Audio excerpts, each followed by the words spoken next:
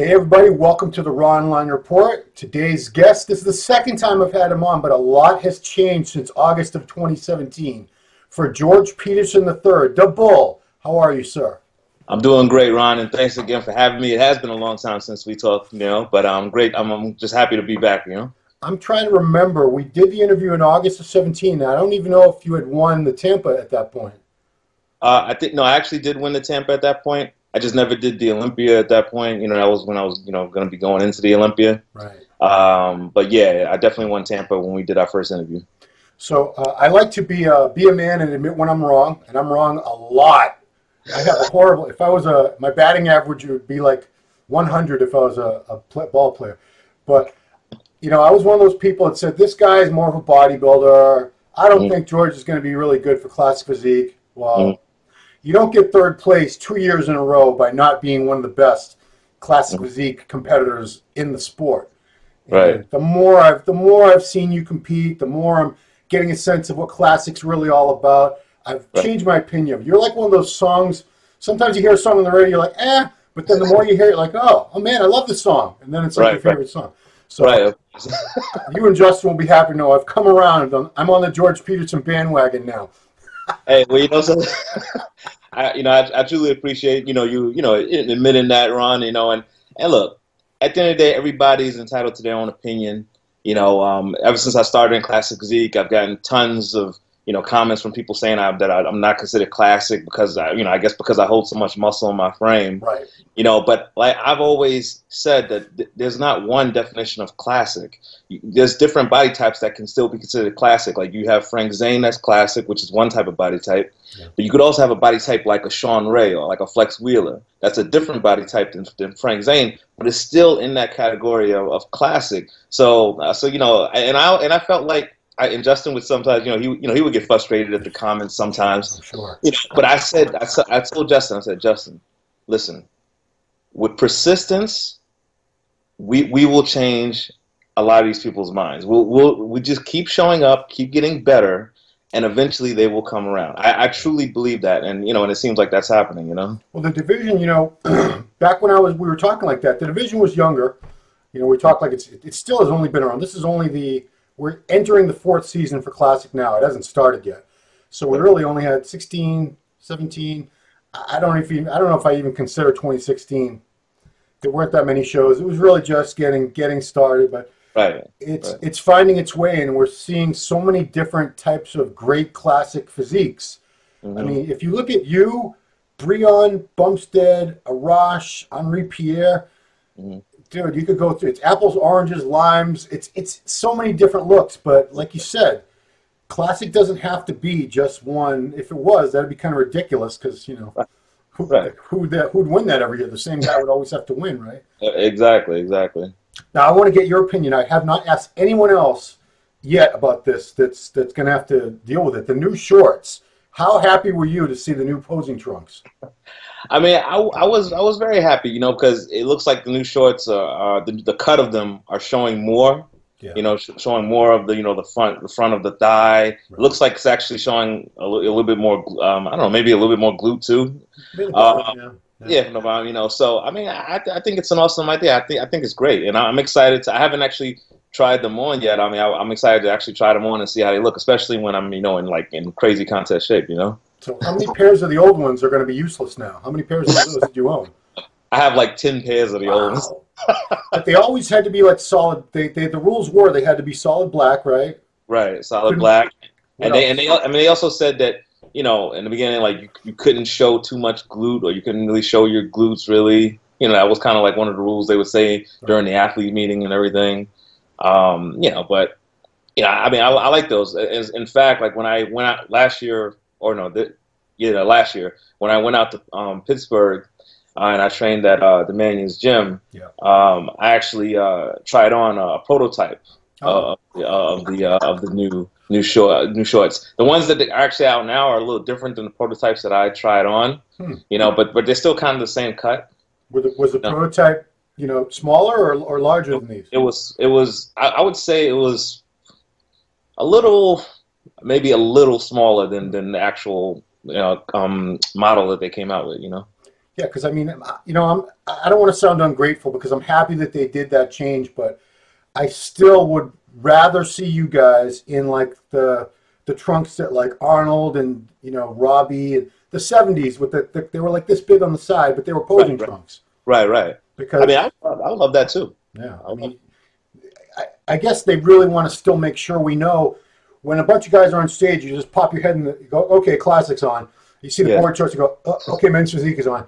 Maybe they want it to really stand out that easily that you always know that you're watching Classic Physique. I mean, I right. guess my only, my only. I mean, I guess so too. You know, who knows? But like I said, I mean, I'm very curious to try out these new trunks and you know see how they are. You know. Okay, well, we're definitely talking about the Arnold soon, but I want to, like I said, we haven't talked in a year and five. It's been a while. It's been almost a year and a half now. So I want to run down everyone your contest history because, you know, like I said, we wanted you to be a bodybuilder so badly. But then when I look back at when you were a bodybuilder, you didn't do that great. You won a big regional show and everything, but you got to the national. You started out as a middleweight, built yourself up to a heavyweight, Right. and you tried twice for a pro card. You did 2016 Nationals in North American. Mm-hmm. Did not make top 15. Nope. So, you know, God did not want you to be a pro bodybuilder. Right. But that same year, you jump in the Nationals. First time, was that your first? No, you must have done one classic show before that. You won something in Jersey, right? Oh yeah, I went in Classic. I did my amateur debut in Classic at the NPC Eastern USA, Yeah. and I won and I won the overall. You know, straight up right off the bat on that. And Nationals was a couple weeks later, right? About 2 weeks later, and then won the overall there. First ever Classic Physique national champion. And then, you know, pro debut. Unfortunately, New York Pro would have been yours, except for some kid from California comes out.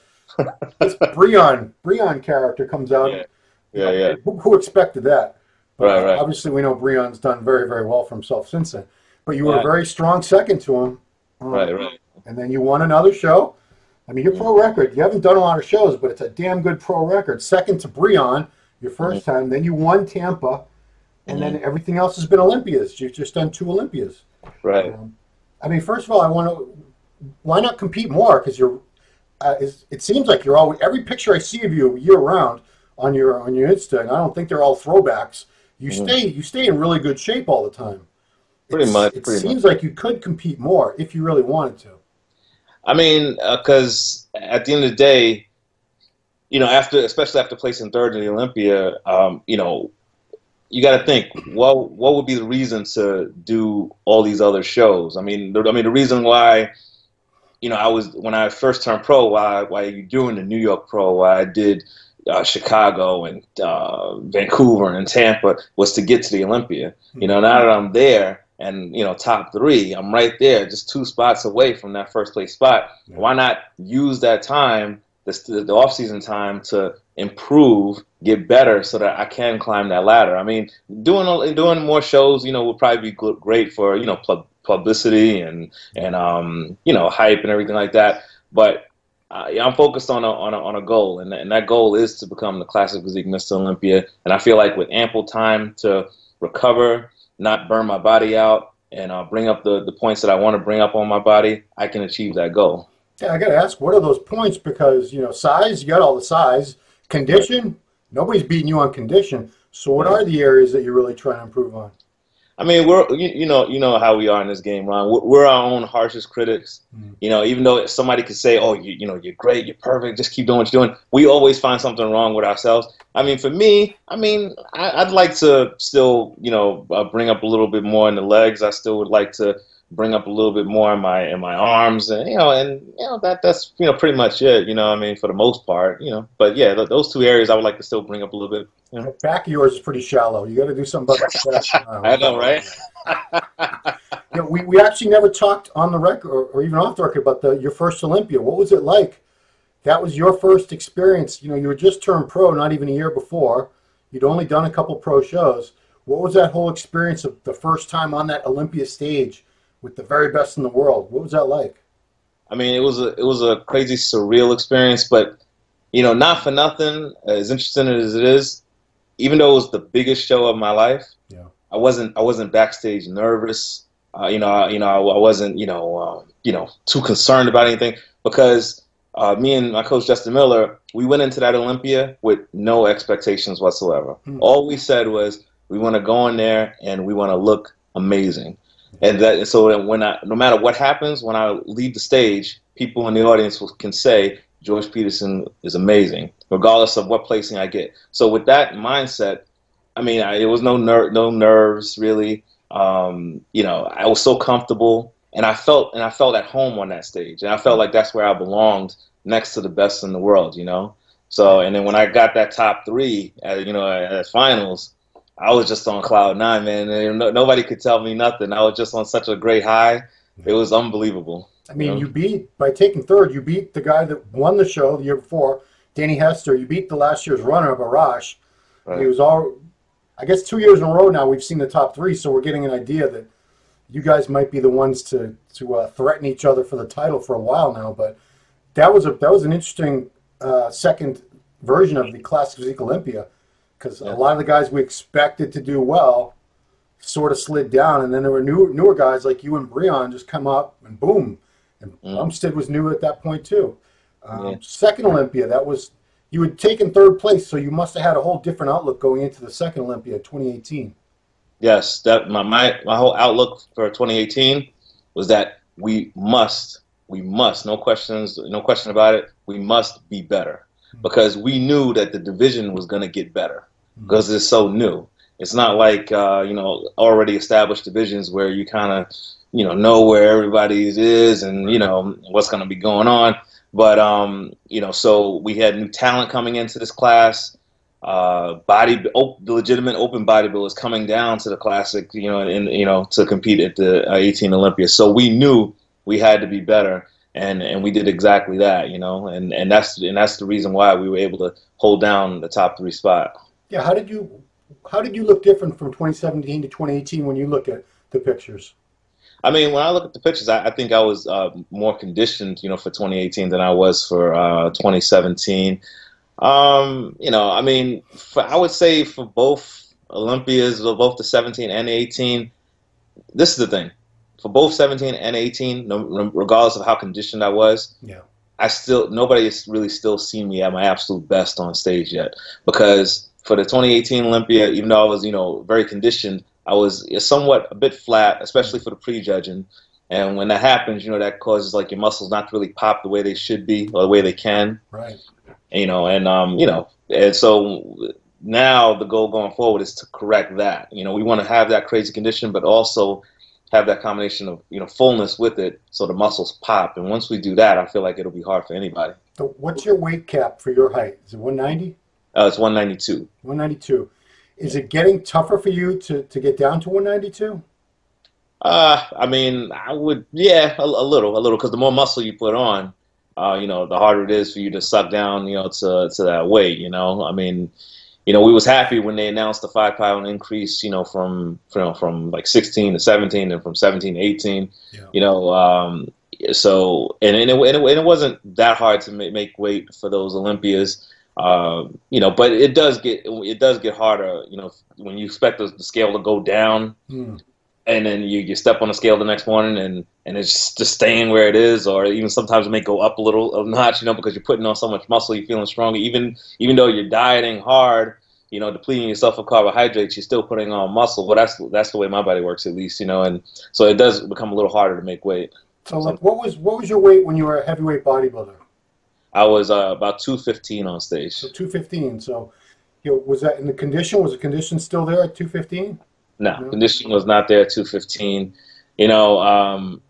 This is the thing. Like as far as like my bodybuilding journey back then, if I would have stayed a light heavyweight bodybuilder, and focused on conditioning.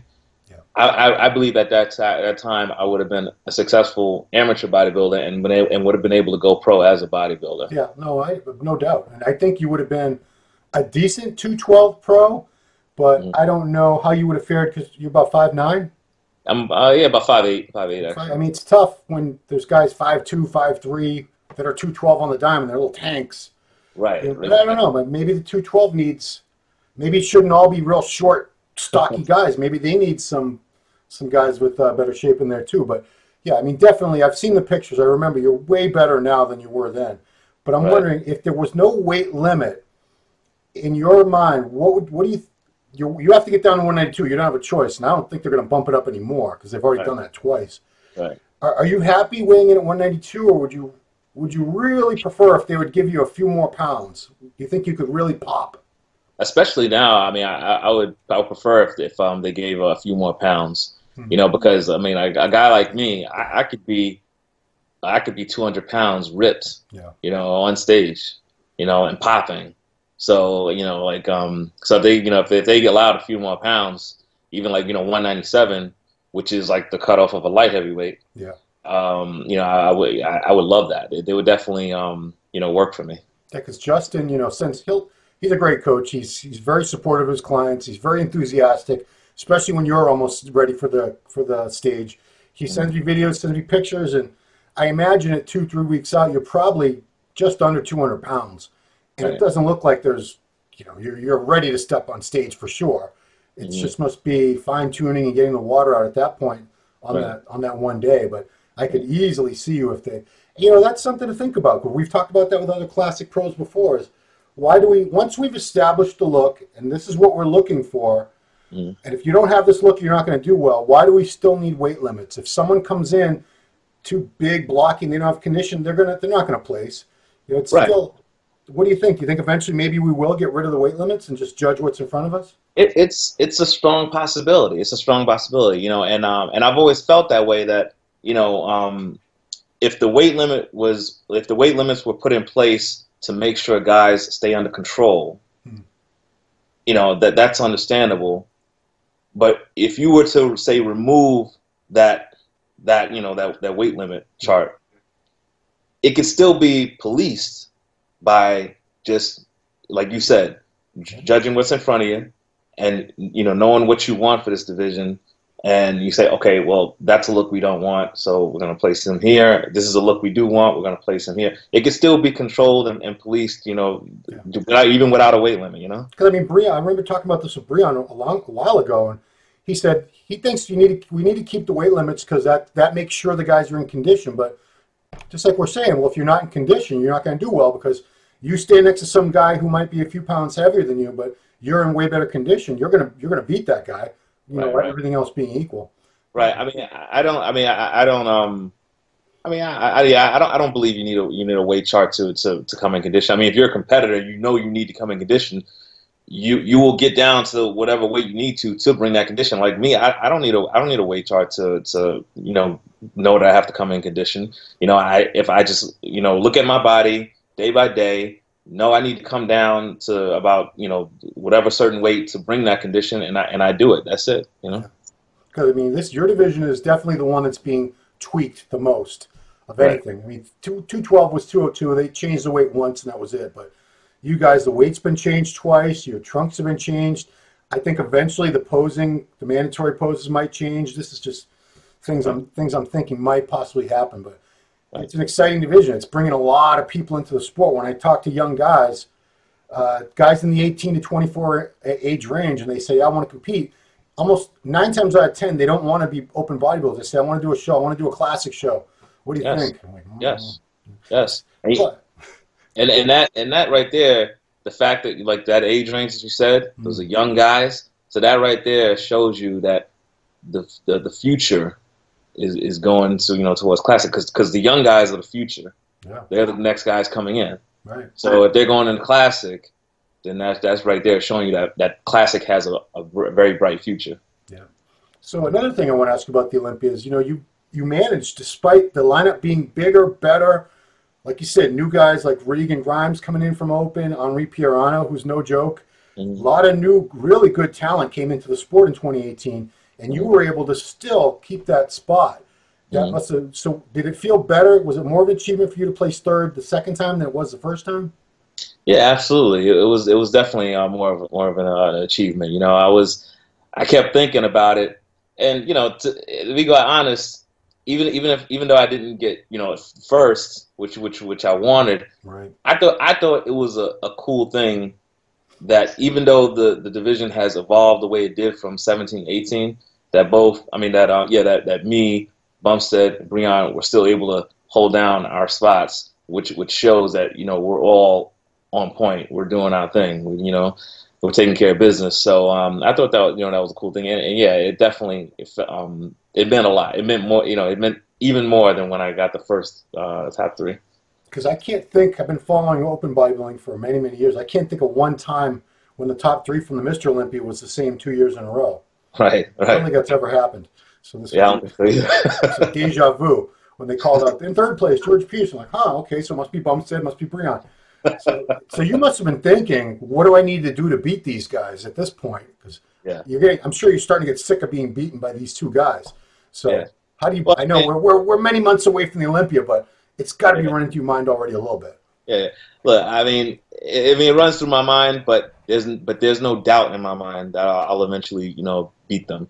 You know, the only way they'll, you know, beat me is if I stop. If I, you know, just stop trying. Yeah. You know, but with persistence, if I just keep coming and I keep getting better and I, you know, getting crazier and crazier, I feel I will eventually beat them. That's it. Well, you're the bull. Who's going to stop the bull? Exactly. Oh, man. Yeah, let's talk about Redcon 1. You are now a Redcon 1 athlete. How did that come about? Hey, well, you know, soon after, you know, that, you know, like I announced, you know, that I was going to be doing the Arnold, and I started, you know, and everything, like they actually approached me, you know, they contacted me, their athlete manager contacted me, told me that the owner, Aaron Singerman, that he personally selected me and wanted to bring me on board.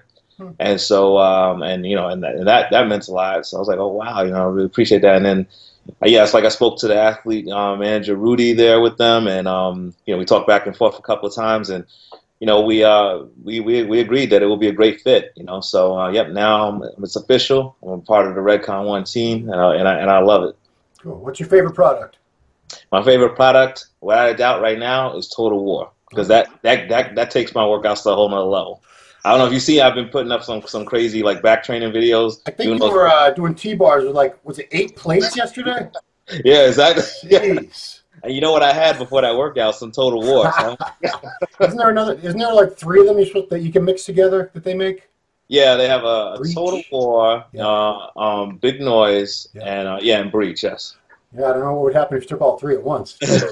Probably row 20 plates. I don't know. Yeah. So before we talk about this year's Arnold, did you think about doing the Arnold last year? Because last year was the first time they had it. It was a pretty big deal. I mean, even Breon, the sitting Mr. Olympia, which is rare for them to do anything but the Olympia, he jumped in and won it. Did you think about it last year? No, I didn't think about it last year. No, because the reason why I didn't think about it last year is because I had to do so many shows just to get to the Olympia that I needed to give my body a rest. You know, within a 12-month period, I did, and this is including the amateur shows where I turned pro. I did 7 shows. You know, that's within 12 months. So I had to give myself. 16, you did all those shows. You did Nationals, North American. Yeah, you were in prep mode for a long time, really. Yeah, long time. You know, and then after I did Vancouver, I was starting to mentally, you know, fade a little bit, but then but Justin kept me on my game, and then when we won Tampa, that rejuvenated me mentally, because you know everything starts with the mind. Once I was rejuvenated mentally, my body just followed, and then we went into that Olympia and got that top 3. But after that top 3, me and Justin we said, look, shut it down. We're gonna just have a good off season and get ready for the next Olympia. There was no discussion about the 17 Arnold Classic. Or the 18 Arnold Classic, I mean. They've only had it once, right? Yeah. Yeah. So, what made you decide that this would be the time to finally jump in the Arnold? Because, I mean, why not strike while the iron is hot? I mean, I'm still, like I said, I'm still fresh. I held out until I only did 1 show, which was the Olympia of 18, you know, for that year. So, you know, why not? And the Arnold itself is just such a prestigious show, you know, and it would be a great title to have. You know, and I feel very confident in myself that I have what it takes to win that title.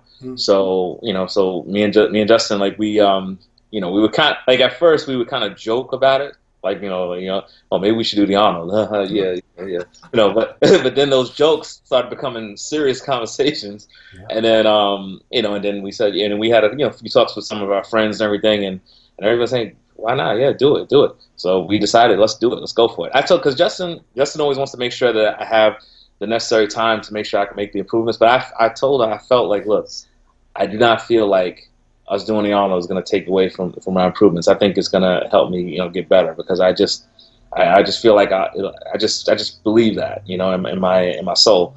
So he said, let's do it, and now we're going for it. I mean, you're in a good spot because there are a couple guys like Ruffin, Keone. There's a few guys, Courage, that I think they're going to be much better once they fill out a little more. Mm-hmm. They need to take time off and grow, where you've got all the size you're ever going to need. Obviously, you're at the very top of the weight class. It's difficult for you to make that weight. Mm-hmm. You have a lot of thick, dense, round muscle that's not going anywhere. Right. So I don't think it would hurt you to do 2 shows a year from now on, unless you guys will figure that out. But right. This is something I'm curious about, because we did a preview show of the Arnold, and I said, well, it's pretty easy on paper. George wins this because he's beaten every single guy on that list that's up there. And I know anything can happen. Obviously, this is bodybuilding. Things happen. It's the human body, whatever. You never count your chickens before you hatch and all that. But, in your head, is it tough to not have that in your mind, that I'm the 3rd best in the world, and Breon and Chris aren't in this show. I've beaten all these guys before, some of them many times now. It must give you a good feeling, at least a really good boost of confidence, knowing you got a really great chance to win this thing. Right. It definitely gives me that confidence, but I'm just a hungry guy, Ron. I mean, I'm not gonna let that get into my mind too much. I'm gonna still treat this Arnold lineup like these guys are the toughest guys I'm ever gonna go against. Because like you said, you don't know what package somebody's gonna bring. Right. Anything could happen. There's a lot of new talent and everything like that. So you have to stay hungry. I can't let my mind get filled up with, oh yeah, I'm the highest ranked guy in this lineup. So this is definitely mine. I don't want that. I'm staying hungry. I'm gonna act like it's an Olympia again, where I'm going against the best in the world. Which these guys are still best in the world. So I'm still gonna go in there hungry, fired up, and ready to battle. Yeah, I mean, right. You got 4th place at the Olympia. Henri Pierre was right behind you, and I'm sure he would love to beat you. So it's nothing personal. Yeah. You'd love to beat him again. He'd love to beat you for the first time. So I'm sure you're not going to slack one bit. No, never. What else was I going to ask? So for this Arnold, at this point, is your prep pretty much, I'm not going to say autopilot. I'm sure things change all the time. But have you sort of figured out, you and Justin, this is where I need to be at this point, this is so much cardio, this is roughly where my carbs are going to be?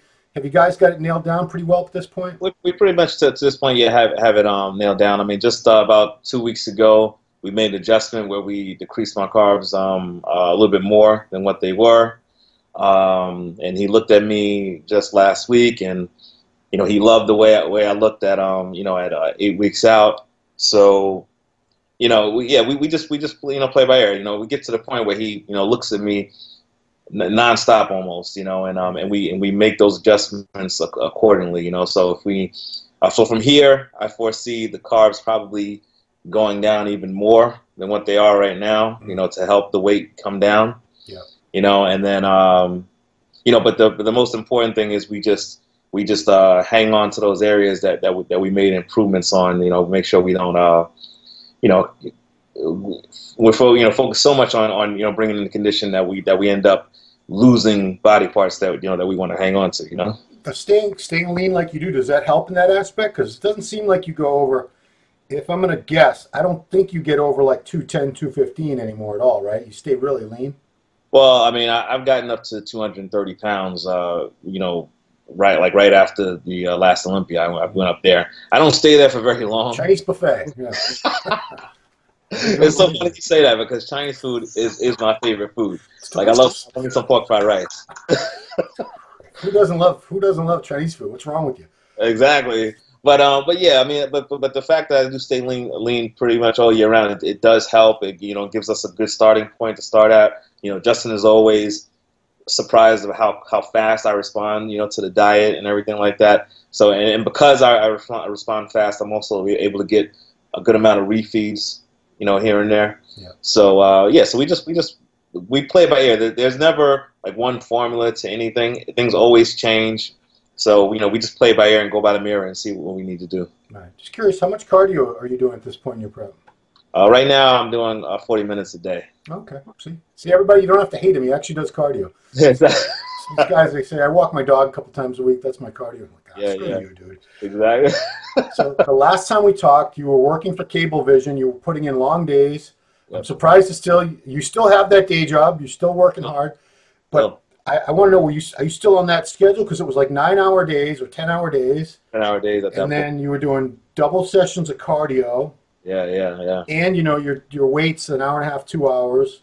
Yeah. You were sleeping I think 5 hours a night at that point. Yeah. You were prepping for the Olympia. You were prepping for the Olympia the first interview we did. You were just because you were just won Tampa and you were, I think, 6 weeks out of the Olympia or 5 weeks. So are you still on that type of schedule, or have you been able to hopefully get a little more rest? I've been able to get a little bit more rest. I'm not on the 10-hour schedule no more. I mean, I'm back on an 8-hour schedule. Oh, good. The only difference is, like, when I worked the 10-hour schedule, I only worked 4 days a week. I was working 4 days, I'm off 3. Now that I'm on an 8-hour schedule, I'm working 5 days a week and off 2. Like the schedule I'm on is a night shift. Like I work from 5:30 p.m. to 2 a.m. Oh no. Yeah, but you know something, Ryan? I mean, I know it sounds crazy, right? But I love that schedule because this is why. For one, I like to get my training done before I go to work. I hate having to train after work because after work I'm tired. I don't want to, we don't want to do nothing, But if I got to do it, I'll do it. But I'd much rather have it get my training done before work, so I get to do that. And at night, I'm more of a night person anyway. So if I'm going to be talking to customers and people, I'd much rather do it when I'm alert, and I'm more of a night person myself. So that's a good schedule for me. And I get out of work at 2 a.m. It's a smooth ride home, just 30 minutes, and then Sure. yeah, exactly. And then I just get home, eat, won't eat again, and then just go to bed. So what are your typical sleeping hours? I know I'm getting really crazy with the details here, but people want to know this weird shit. Yeah, of course.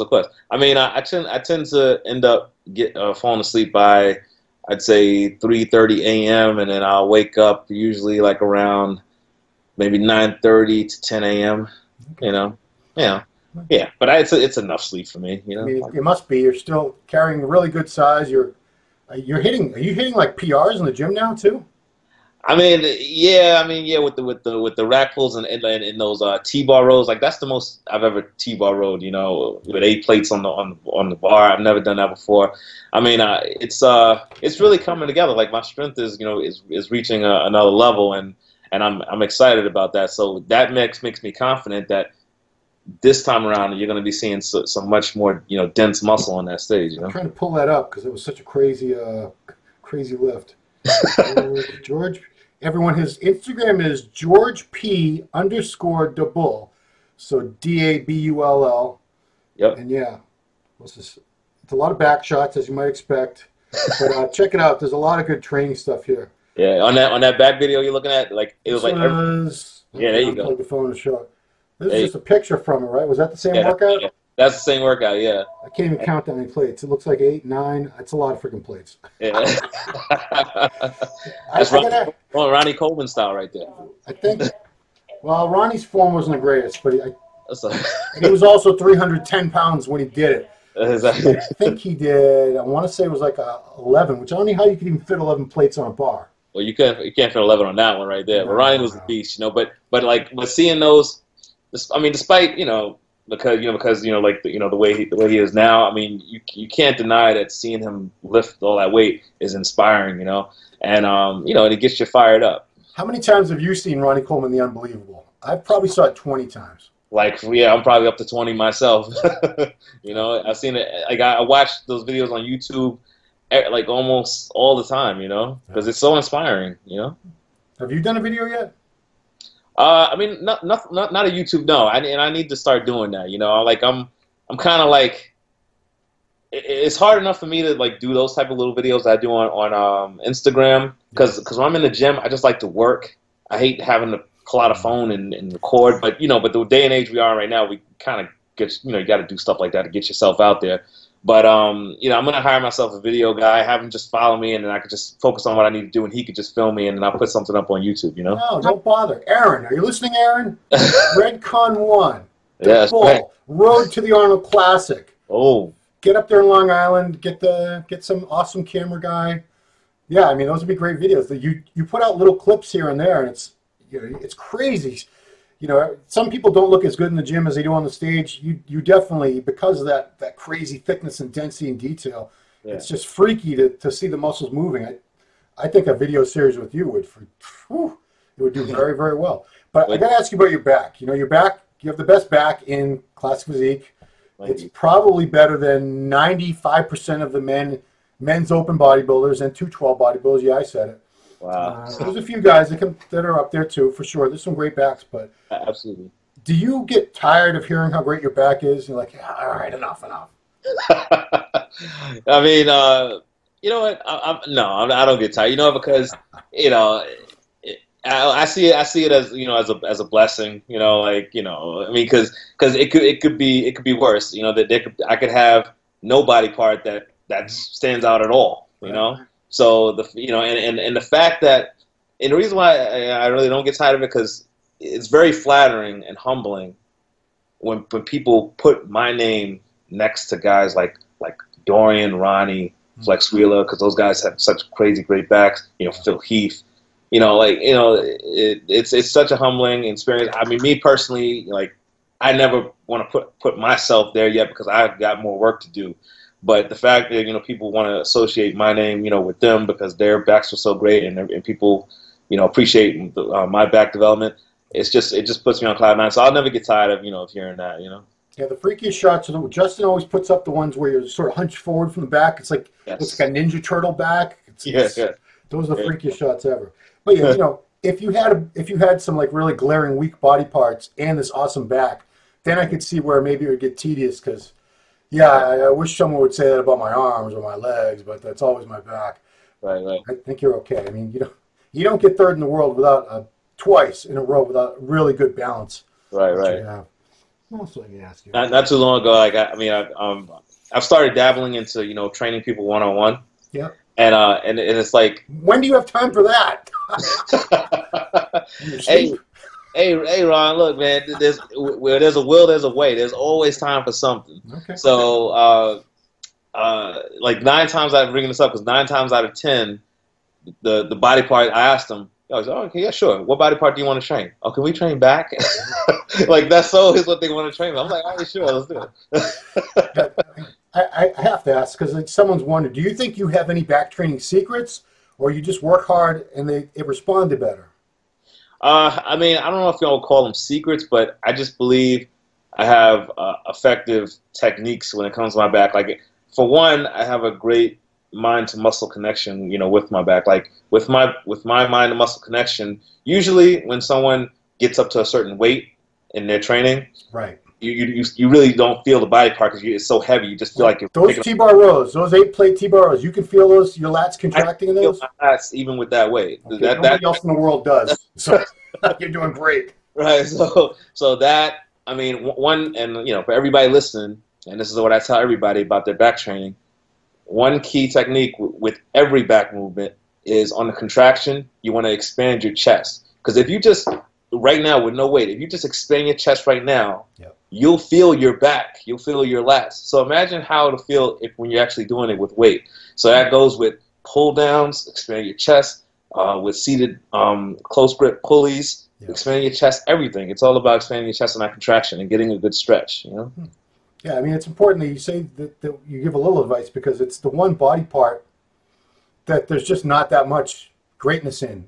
Even at the pro shows, when the lineup turns around, everyone's got a good back. Everyone, you know, right. You don't get to be a pro with a shit back, but there's not a lot of great backs. Even among the guys who have great genetics, train hard, everything, it's still, you know, good arms are a dime a dozen. There's some spectacular arms like Rolly and Heath and everything, but you do see some good legs. But the one thing that's just so rare is a great back. It's I can't remember when I go to like the nationals and I watch hundreds and hundreds of guys up there.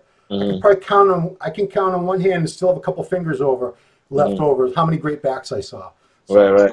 It's a good thing if you're going to have one standout body part, I think you picked the right one. Or I got to thank my mother and my father for that. No, I'm joking. Did either one of them have any kind of a back? I mean, like my father. I mean, he wasn't into like bodybuilding or weight training at all. But he was a boxer in the Navy. But I mean, he never trained to the point where I could actually see if he would have great back development. He may have, right. But I just he never trained like that. So you don't know what it is. Okay, that's fair enough. Yeah, and I think that's the case. There's every guy with spectacular genetics. Either their parents had some, obviously, because you didn't come from thin air. You were conceived of two human beings. Yeah. There's some potential that was in one of the parents, if not both of them. But it's always interesting to ask, because sometimes, like there's Jill Lavodi in New York, right? Yes, I believe so. Jill and her brother, once in a while I train one of her younger brothers. Jill's got calves like this. Her brother's got calves like this. Yes, and then, I met the mom a couple years ago at a show, and the mother has never, I don't think she's ever touched a weight in her life. These massive diamond calves. It was nuts. Enough about that. But let's talk a little bit more about you and the Arnold. Are you looking forward, because you've been to the Arnold, but this will be your first time competing in it. You're looking forward to a totally different experience, because it is very different from the Olympia. They're both awesome in their own ways, but they're definitely very different. Right. Yeah, I mean, I'm definitely looking forward to the experience. I mean, because, not only am I going to be now competing at the Arnold, but I'm going to be competing at the Arnold with Redcon 1 behind me. Mm-hmm. So I look forward to, being at the Redcon 1 booth and, talking with the fans that want to come up, say hi, take pictures and everything. Yeah. I'm looking forward to all of it. I just feel like it's going to be a surreal experience, the whole thing, and I'm just looking forward to it all. Now, Justin Miller, I hope you're listening. A lot of these guys, they jump around from coach to coach to coach. You see a lot of it in the open, especially. You've been with Justin since your very first Classic show, or even before that? Right, so very first Classic show. Yeah. I mean, why? Tell me what it is about him as a coach that's not made you want to jump ship and look for someone else. I mean, with Justin, me and Justin, I could lose 10 shows with Justin, and I'll still believe in Justin, and I'll stay with him until we get it right, because it's not only about the outcome of the show. It's about how comfortable the coach makes you feel, how much trust and belief you have, in them. Yeah. And when Justin tells me about an idea of what he wants me to do, he gives the reasoning behind it, and the reasoning makes sense, And not only that, he genuinely cares about his athletes' well-being, So, and that's rare. From the stories that I've heard from other athletes with different coaches, it seems like it's rare. It's and not only that. I mean, Justin is not only a coach to me, but he's a great friend. Like I ride or die with Justin. So that's why I'm 100% loyal to Justin. And I told him that from that first year going into the pros, I told him, look, you're my guy. Regardless of what happens, I'm rolling with you, because look, you brought me to the pro ranks, and other people could not. And we did it the first go around together. Yeah. So so that's my reasons for sticking with Justin, because he's a guy who legitimately knows his stuff. He's been around. He's seen different things. He's seen the different bad things in the sport, and the bad things he's seen in the sport, he doesn't want that to happen for his athletes. So how can you go wrong with that? True. Last question for George Peterson III. All right. What do you want to bring to the stage at the Arnold Classic in 7 weeks from today? Oh man, I'll give you one word on what I want to bring to the Arnold Classic stage: undeniable. That's what I want to bring. I'm going to bring a physique that's just going to scream undeniable. So when the call-outs come and you see me in that lineup, there's no denying that I'll get that first place spot. That's what I want to bring. I like it. That's a perfect answer. That was not scripted, by the way, guys. We did not. We didn't have these questions ahead of time. That was all off the cuff. All right. Is there anywhere else other than Instagram that people can follow you? Just George P underscore double, like you said, that's DABULL. You can look me up on Facebook, George Peterson IFBB Pro. I'm gonna be getting my YouTube channel rolling soon. I mean, but I have it up. It's just George Peterson. You know, and for now, that's where you can find me. Okay. Well, congratulations on signing with Redcon One, becoming one of their athletes. Yeah. Can only be a good thing for you. Got some good support now, and walk into the Arnold Classic with 2 third places in a row at the Olympia. Yes, sir. I think you'll be okay, George. I think you'll be okay. Thank you, Ron. Appreciate it. Can't wait to see you up there. A lot of your fans out there interested to see what you got for us. So yeah, we don't have long to wait. 7 weeks is going to go like that. Quick. Probably not for you though. The diet is real. It is. Thank you so much, George, for the interview. Thanks everybody for watching, and don't forget, keep following us along. We're going to be talking to more guys getting ready for the Arnold Classic. Girls, it's going to be an awesome show, and we can't wait for it. Talk to you later.